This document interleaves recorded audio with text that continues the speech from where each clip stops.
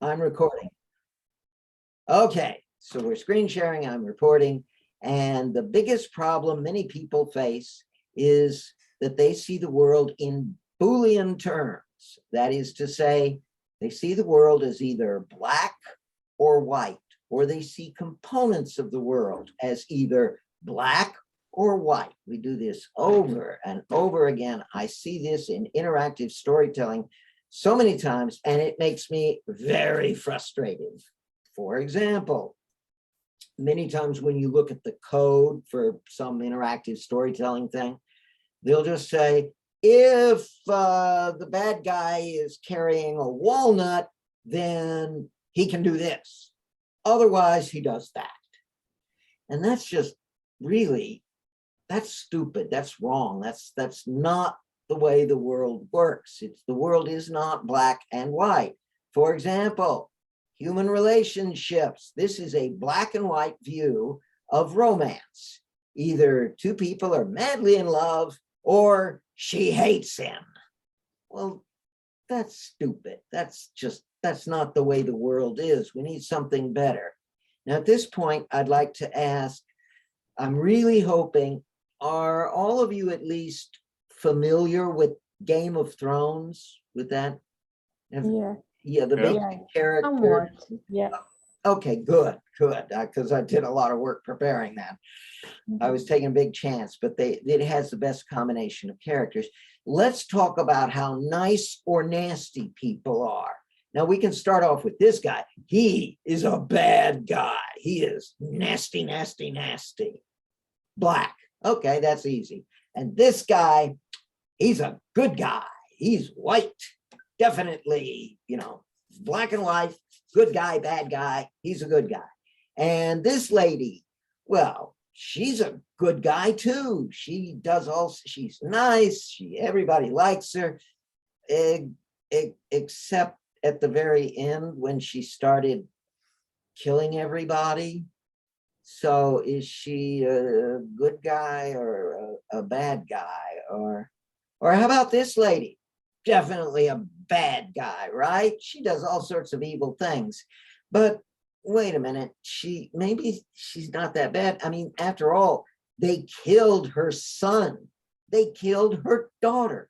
They made her walk naked through the city while everybody said mean things to her. You gotta feel sorry for her. So maybe she's not such a bad guy.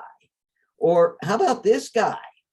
I mean, he pushed the kid out the window, but he also did some nice things. So is he a good guy or a bad guy? Is he black or white?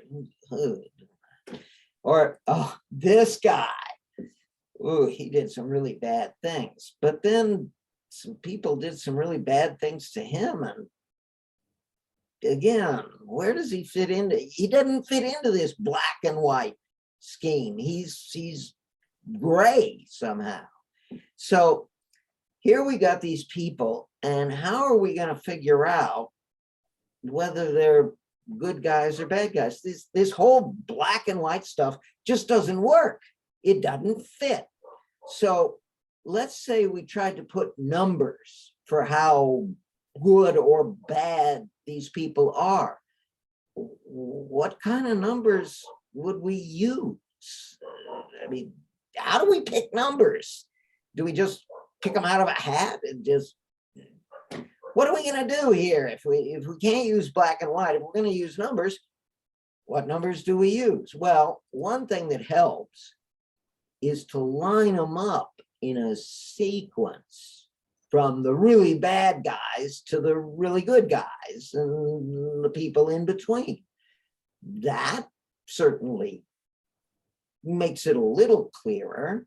So if we have that sequence, then we can talk about a line and a number line, which means we can put numbers on it, like 0 to 10. And so we can say this guy is a 0. That's really bad. This guy is a 10. He's good. And these people are in between. And we could use integer arithmetic, 0, 1, 2, 3, 4, 5, and so forth. And in fact, a lot of interactive storytelling stuff that I've seen uses those kind of numbers. They're called, I mean, you guys know about integers versus floating point versus Boolean, all of that stuff. Is that familiar? Okay, so I think I might have to stop you for a minute. I might get a bit lost in the vocabulary of numerals because I was taught math in French. So some words. So yeah. yeah. So just vocabulary wise, but okay, like I can try to find. I'll try to find their equivalent, so it's fine. What is the French word for integer? Nombre entier, I think. Okay, so Yeah. 1, 2, 3, 4, Yeah. those are integers. Yeah. Okay. But the numbers we should be using are floating point numbers like 3.14159265358979323 or 9.7 or 431,623.891. Those are what we call floating point numbers, the big full numbers, the got you covered everything numbers. So, but we could, it's tempting to use integers like this. The problem comes when we let's say that we actually assign these numbers to these characters. So Eddard, Stark is a 9, and Daenerys Targaryen is a 7, and Lannister here is a 6, and so forth. These are the numbers we're going to use. Okay, that's good if they're integers, but wait a minute. What if we decide, oh, let's add the Hound into this, and we decide he's somewhere between this guy and this gal. Wait a minute. How do we fit him in?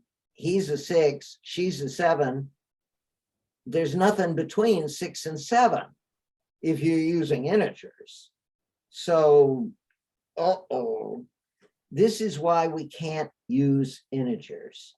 You get too many problems with stuff falling into the spaces between the integers. And so we have to use floating point numbers.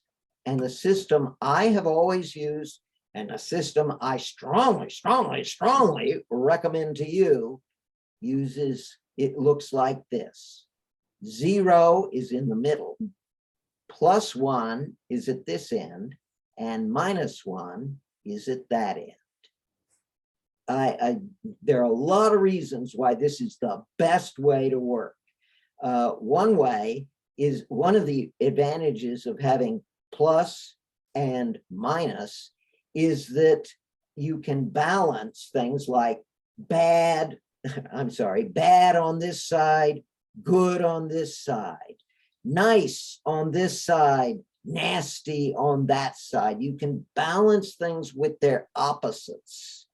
And so it's, I don't know, that's very valuable. It's also useful in actually doing the arithmetic, because a minus sign for the bad side can actually sort of cancel out a plus sign on the good side. So if you say that, you know, if a bad and a good are combined, they'll combine to 0, which is about right. And by the way, 0 means neutral, nothing, neither bad nor good, neither nice nor nasty, but just sort of somewhere in between. So here's another example of the difference between the Boolean and the arithmetic approach. Visually, this is what looking at the world through black and white eyes gives you something looking like this. Looking at the world through grayscale eyes gives you something looking like this. So it's better. Okay, let's talk about that scale now. This is the way to think about the scale from -1 to +1 when you're talking about personality traits. 0 is average, typical, normal, every day. So if we're talking about bad versus good, well, most people are going to be around zero, somewhere in the middle between bad and good. And a +1 only goes to the absolute best person, a really good person. And -1 goes to the absolute worst. And so here's another way of showing the idea of the scale in terms of the emotional expressions of characters. Now, I'm going to jump over to a different thing. Let's talk about Lord of the Rings. We can say, you know, Frodo he was pretty good. He was a really good person. And Gollum, boy, what a bad person he was. He just wasn't very nice at all. We can talk about ugly versus beautiful. And we can say that this lady here, boy, she's really beautiful. And Gollum, again, is really ugly. We can apply this to cowardly versus brave, you know. God, I can't remember any names anymore. This guy here was really brave, and that guy there from The Hobbit is really cowardly. So the value of this is that this kind of number system is useful for setting up personality traits and for doing all sorts of calculations. I'm going to drop out of let's go back to here and go back to, oh, wait, I can just say stop share. Okay, now we're back here. So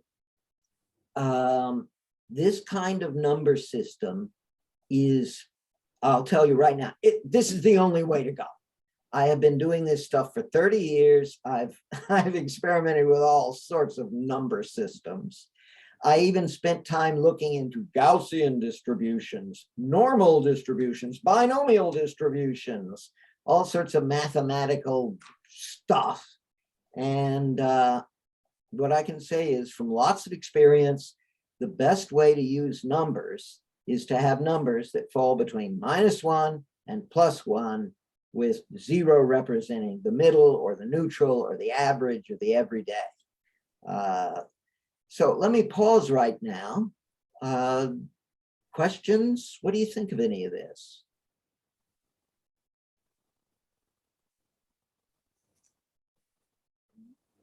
European students just never ask questions, not like America. That's all more or less clear, I think. Yeah, but I actually do have a question, which is not about the numbers themselves. Okay. It's more like, what if a character is like perceived as really bad, but actually is not that bad? Maybe it's like that because it's not his fault. So as you were saying, it's not always black and white. Yeah. So I mean, saying somebody is bad, really, really bad, I mean, unless it is, how do you? I'm going to put you off, because I will come to that in a minute. Okay. But I want to, and if I don't come to it within 10 minutes, yell at me, okay? Okay. Now, Leonardo, you had a question? Yeah. So basically, we are using numbers to represent the reality of on certain aspects of the story that are, for example, characters or even other things like the percentage of bring up something to the story itself, for example. Yeah, this is the big idea that people have difficulty accepting, and that is that the best way to view the world is as numbers. And in fact, let me hide this. Here we go. Let me now go back to screen share and then do this. Come on, baby. Here, you get out of here. There we go. And the world really is made up of numbers. And once you realize that and learn how to use it, you can have the power to stop bullets.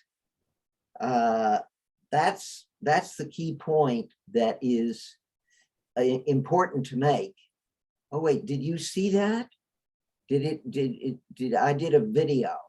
Did you see that? Darn it, it didn't work right. Let me try again. I gotta come over here, start share, come over here. Oh, here. There, and share. This is not working. I hate this software. Can you see that green screen? Yes, yes, yes. You may recognize it. The world is Yeah. numbers. And it's funny, that's from a movie and it's all imaginary and it's in a fake reality. But in fact, it's a metaphor for the real world. The real world really can be seen as numbers. And that's the thing that I have been doing all my life. I look at things and I say, this is bigger and that is smaller. And I think in terms of the numbers that represent the reality I perceive. So I'm going to stop the share now. So you need to look at the world and think in terms of the numbers. And especially for storytelling, you need to think about people in terms of numbers. Just how nice is a person? 0.5 or 0.6, 0.7, because that's what the computer does. The computer works in numbers. The computer doesn't have feelings. If you want to use the computer as a medium of artistic expression, you've got to use numbers. And you have to perceive the world through numbers. Every artistic medium forces its own way of perceiving reality upon the artist. A painter thinks in terms of light and the way light bounces around and the texture of light and reflections, and that kind of artist really thinks in terms of light. A sculptor thinks in terms of the way materials look and the way you see a curved surface and so forth. Musicians, geez, the way to think about the world. Think about, Beethoven's Sixth Symphony, Pastoral, and the final movement where he's talking about nature and a storm and the little animals hiding from the storm and all of that. He's expressing it with sound. He has to think about the world through sound. Well, if you want to be a computer artist, then you have to think about the world with numbers. And it's no better or no worse. It's just a different way of perceiving reality. And you can do it. I've been doing it for many years. It's just a matter of thinking differently. So when you talk about a personality, there are many aspects of personality. There's nice, nasty, honest, dishonest, charitable, not charitable, virtuous, not virtuous, irritable. Think about all the different things that go into personality. You could make a huge personality model with all sorts of traits to it and then assign numbers to all those traits. Don't do that. I can tell you, if you have too many traits, it'll be confusing. For personality models, I recommend 3 traits. You can do it with just 3 traits. That's not many, and it's a little hard. There's some things you can't do that way. But the mistake I've seen most people make is having too many personality traits, not too few. It depends, of course, though, on the situation. For example, if you want to do a story world about love and romance, you're going to have something in there about sex and how sexy a person is or whatever. You're going to have something about sincerity, commitment. These are some of the important issues. And you can quantify everything. You can put a number and say, this guy just won't make a commitment. His commitment, his sense of commitment is minus 0.6. And that guy will make a weak commitment. It's like plus 0.1.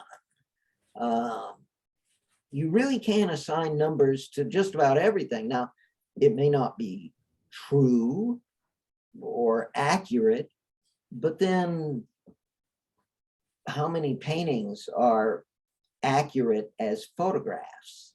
They're not supposed to be accurate as photographs. A movie, I mean, do you really, they never show anybody going to the bathroom in a movie. That's not realistic. It's also not dramatically interesting, so we throw it out. There are a lot of things in personality modeling that you just don't bother with. So yes, you need to learn to think in perceive people in quantitative terms. Now, let me address the point that you raised. We can talk about their true traits, like how honest a person is, or how nice a person is, how good they are. But that's only what they really are. And as you pointed out earlier, sometimes people can have the wrong perception. In fact, an awful lot of drama revolves around misperceptions. Classic example, Jane Austen's novel, Pride and Prejudice, where Mr. Darcy, at first, Elizabeth thinks that Mr. Darcy is just a really cruel person. She doesn't like him at all. But then later on, she discovers that all the things he did that she thought were cruel were actually ways of helping people that she didn't understand. And so her perception of him changes. And that's why for a full system, you actually have the true value of every personality trait. And then you have the perceived values as perceived by other people. And so we could have a personality trait for me, for how good a teacher I am. And, you know, the true value is I'm a 0.5, okay? But Leonardo could think I'm only a 0.4, and Yasmina could think I'm a 0.9, and so forth. Everybody has a different perception, and that perception arises from experience. Let me give you a really easy example. Let's talk about how honest I am. I could be honest or dishonest. Your perception of my honesty is what we call your trust in me. So so if I've always been really honest with you, you're going to have a high perception of my honesty. You're going to trust me a lot.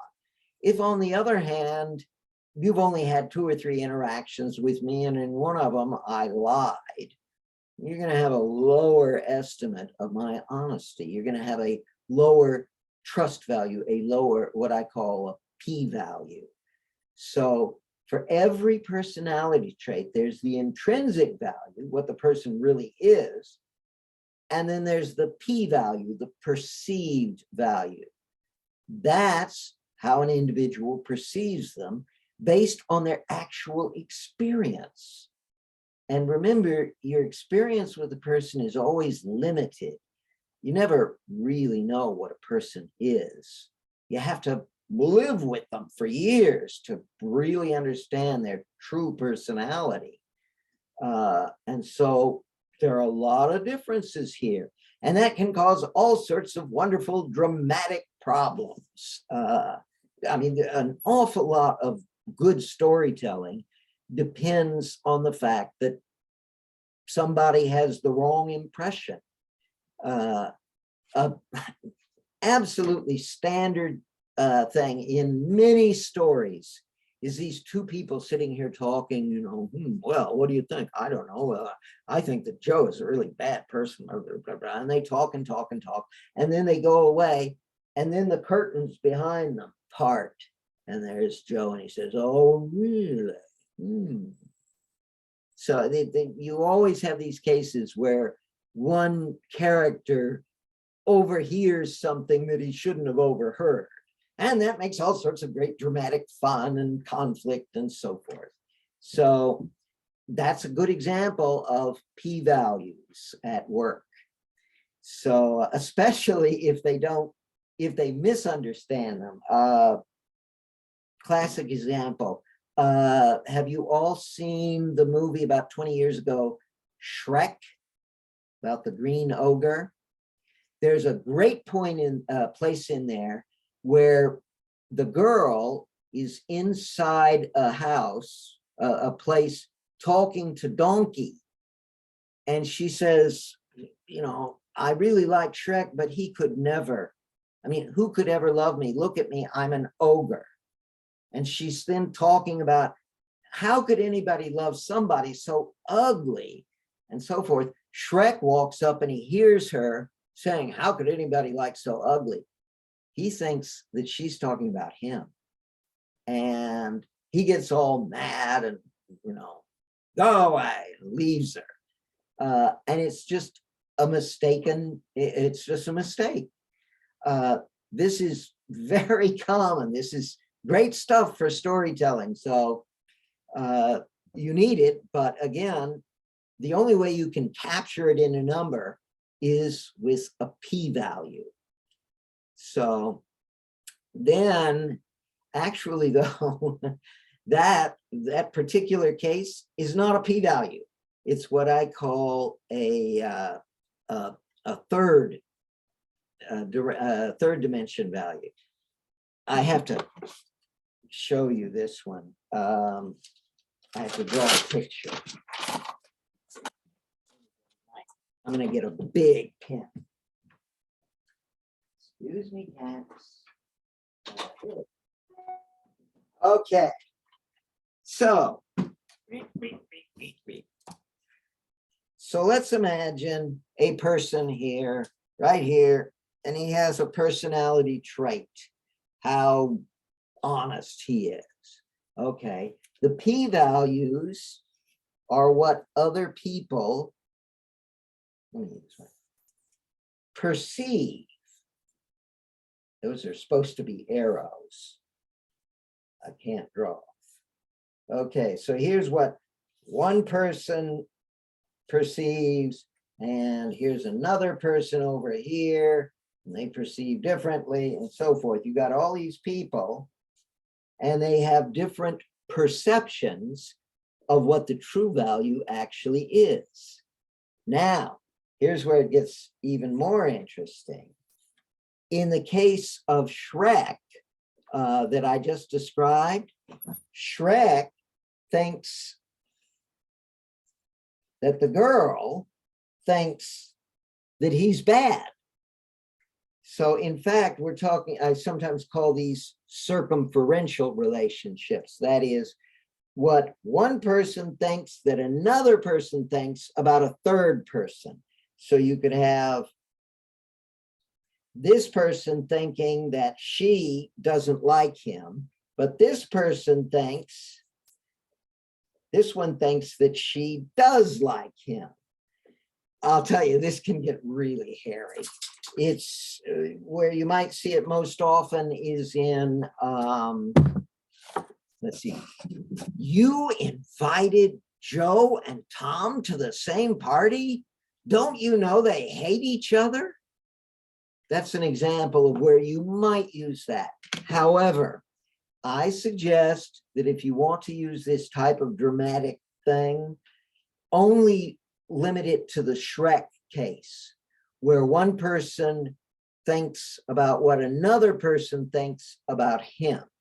Just the two-way radio thing. So you can see this gets really complicated quickly. So let me pause here and give you a chance to ask some questions. So it's something similar to gossip in this case. You mean Gossip, the program I built, or No, are you talking about Gossip as as what people yeah, do? people talking about something or someone else.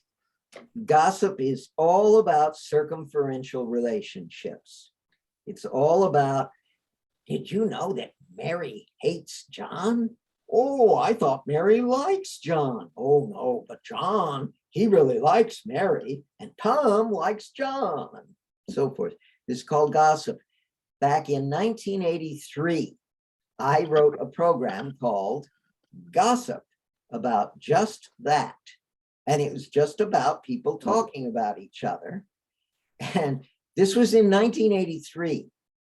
This was on an Atari 800. Do any of you know what that machine was like? Have you ever even heard of it? Yeah. Yeah, but I've never seen one in person. Yeah, I mean, this is an 8-bit computer. This is billions and billions of times weaker than the computers we use now. And in this game, you had, I think it was 8 people lined up on the screen in 2 rows. And each person was just one of those simple faces.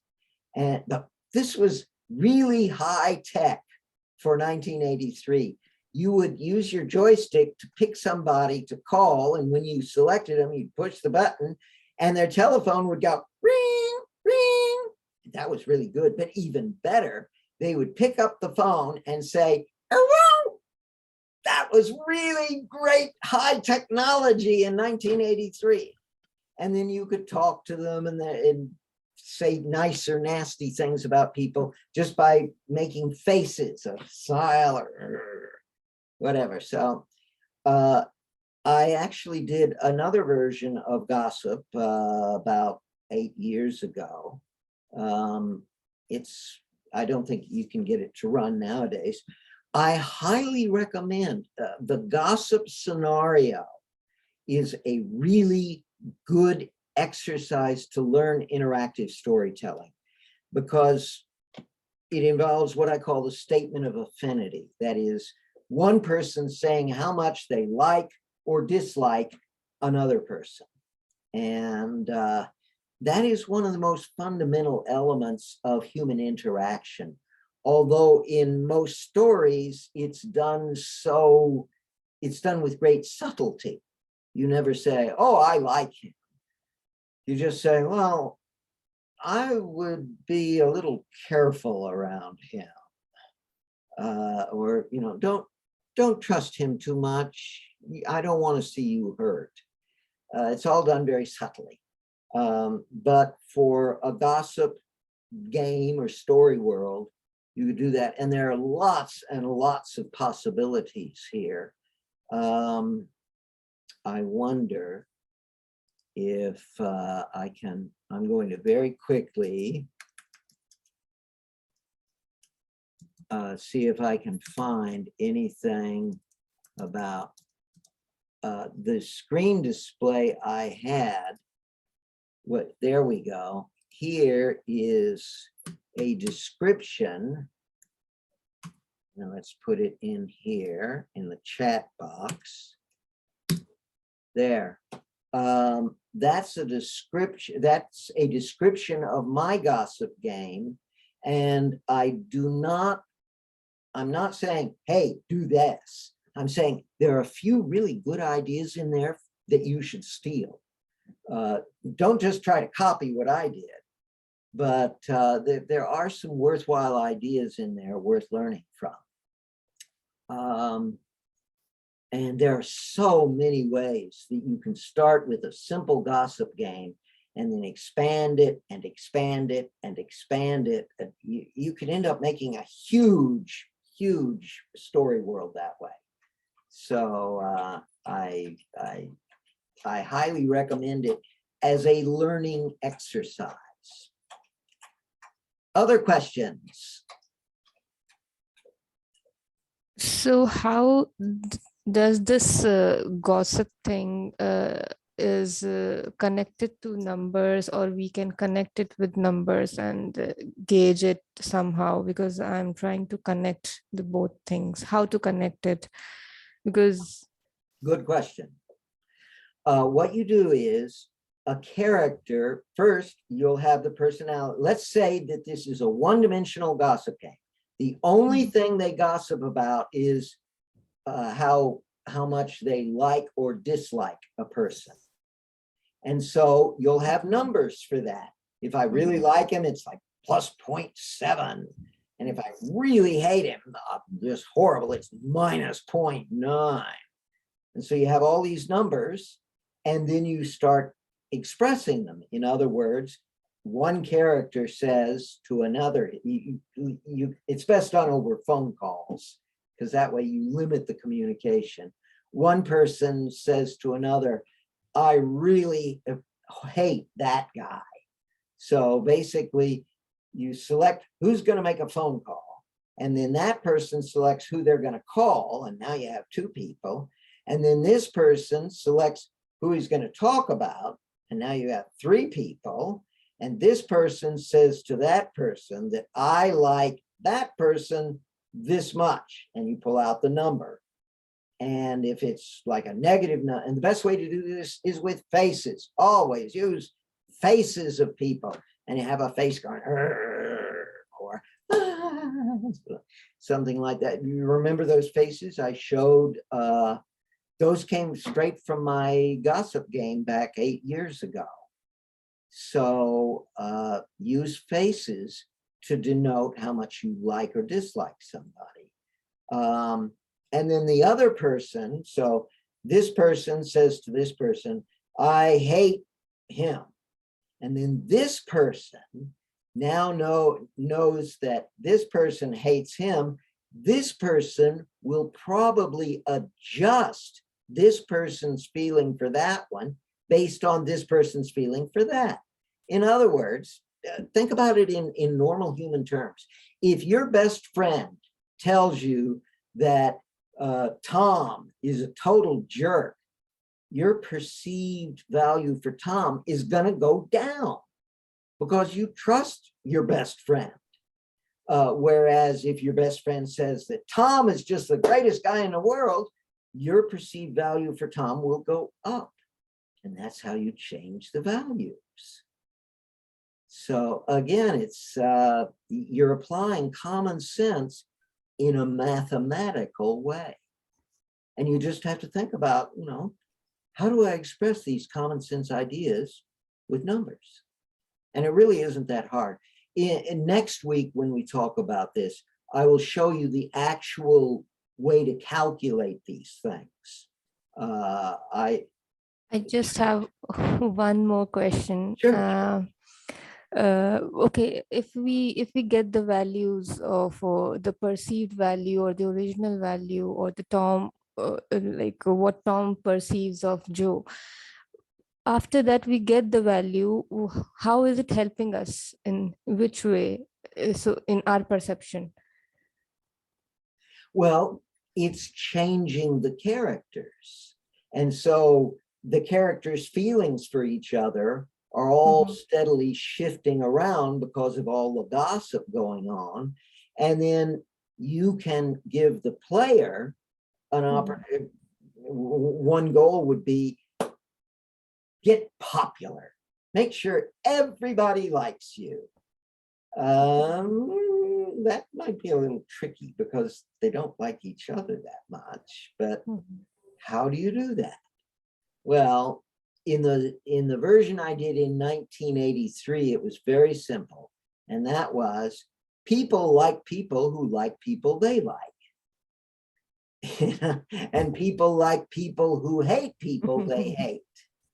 And so you just tell them what they want to hear. The problem with this is if they find out you're lying, if you tell one person, oh, I love Tom, and then you tell another person, oh yeah, I agree, Tom is scum. And then those two people talk to each other and say, wait a minute, he said, he told you that he likes Tom. He told me that he hates Tom. And then you lose. So you can get into all sorts of interesting problems here, which is what makes for an interesting interaction. This stuff is really neat if you get into it. Once you read, and it isn't that hard to do this. In fact, I'll ask you right now, do you think I should use a gossip game as a working example? That is, take you through the process of building a gossip game as a way of illustrating how to do this? Or would you like something broader, more general? Any type is fine. What you think is the best one is the best one.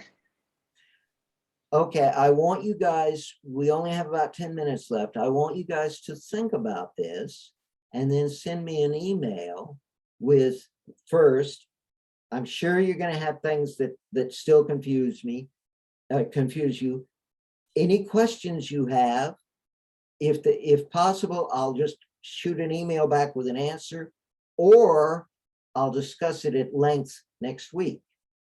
The second thing I want from you is your opinion on whether walking through a gossip game would be a good learning exercise, or whether you'd like me to just keep things more general because you have all sorts of other ideas.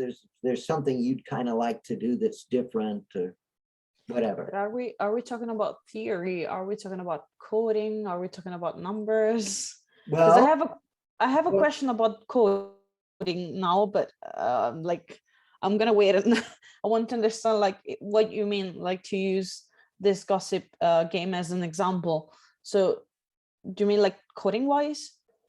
I can certainly talk about coding. My assumption, let me just ask you. I'm going to ask each of you. I'll start with you. By the way, is your name Shman? It's actually Sharon, but my last name is Manfredi, so I just took the first two letters. I put them together. Okay. Yeah. Okay. So Sharon, Sorry. how much coding experience do you have? What languages have you written programs in? I know a little bit of processing and the JavaScript processing thing, so P5. I know a little bit of JavaScript. I'm doing C# currently now in university, some C++. Okay. Yeah, I mean, HTML and CSS do not count as programming languages, but I know them as well. Hey, if you're doing C# and you're still alive, then, you know, pretty good. So, okay, I'm going to try to get this right. Surabhi? No, that's wrong. I can never do the BH, the aspirated B. Surabhi? No, Surabhi. I'm sorry. I can't. It's English. It's Surabhi. Surabhi. Okay. Yeah. Yeah, but for your convenience, you can just call me Sue. Just first two initials. It's fine for me. Well, then you can call me. Okay, so how much coding experience do you have? I don't have any coding experience. I never used any coding software. Okay, so you're designing at a more abstract level. Yeah, yeah. Okay. Yes. I will keep that in mind. Leonardo? I can do a little bit of C# and also JavaScript and JavaScript libraries in general. Okay. Okay. Let's see, Yasmina. As for me, I can only do HTML and CSS. It's not really my forte. Math is not also my forte, so this is why I was interested in your class. I'm more into the pre-production illustration part of things. So yeah. Okay. Okay. I mean, this course is for you guys, not for me. So I've got to tailor it to your needs, interests, and capabilities. So I will keep this in mind. And finally, your name isn't iPhone, I'm sure. It's Yeah, Paulina. my name is Paulina. Yeah, it's Paulina. I work as a front-end developer, and I know a little bit of C#, Python, also processing. So I know a little what I do. Okay. Okay. That gives me a good idea. I will not push hard programming on you. Some aspects of this, I will tell you, do involve extremely simple programming. In fact, it's really just the mathematics, which ends up looking like arithmetic. In fact, I will show you some just outright, here's the code. If you want it, you can copy it or whatever. But I'll try to avoid getting too deep into the code. So, other questions? Well, I had the question, which was a little bit about coding, but it's very simple. Like, for example, in this gossip game. So if in order to give the player some options depending on what people think about other people and so on, we're going to use this value and then like an if clause. So if this value is more or less than, I don't know, 1 or more or less than 0.5, then maybe you get 2 options. But if these values are like, I don't know. Well, there are 2 ways. There are a lot of ways to answer this question. Yes, the simplest way is to simply compare the variable with a constant. So you say, if the P good value, if how much she trusts him is more than 0.1, then we'll do it this way. But otherwise, we'll do it that way. That's the simplest, easiest way to do it. Better ways end up doing variable comparisons. That is, if she likes me more than she likes him, then she's going to do this. And then you can get in. I mean, there are a lot of very interesting things you can do. But again, you start with your common sense, with your artistic sense. How do people think? How do people feel? And then once you've decided that, then you ask questions about, okay, how do I express that as numbers? And you can. I've done a lot of that. Another important concept I use is something I call inclination.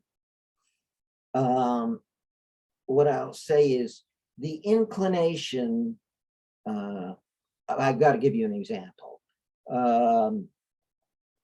Guy walks into this is a cowboy Western type of thing.